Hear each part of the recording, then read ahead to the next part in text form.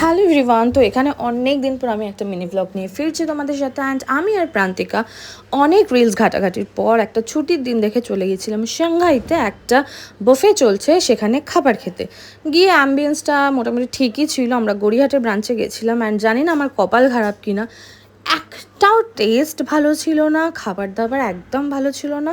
তো এটা শেয়ারেবল বাফে ছিল, তাই জন্য আমরা ভাবলাম যে অনেক অনেক করে খেতে পারবো, কিন্তু খেতে তো পারলামই না।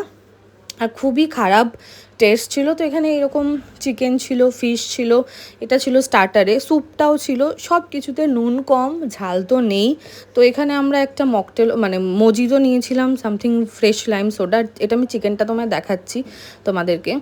এত শক্ত হয়েছে যেটা মানে লিটারেলি অনেক কষ্ট করে গিলতে হচ্ছে। তো এইটুকুই আমরা খাবার নিয়েছিলাম, কারণ একদমই খেতে পারিনি।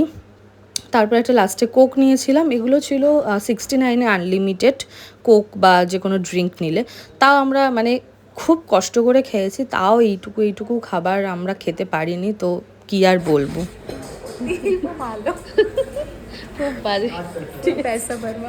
শুধুমাত্র ডেজার্টটা এইটাই ভালো ছিল, ব্রাউনি উইথ আইসক্রিম। মানে খুব খারাপ এক্সপিরিয়েন্স হয়েছে।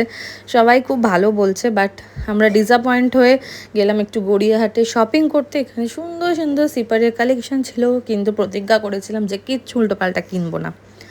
তো তারপর একটু টুকটাক ইয়াররিংস দেখছিলাম, দেন আমরা চলে গেলাম জুডিওতেও মোটামুটি ভালো কালেকশন এসছে।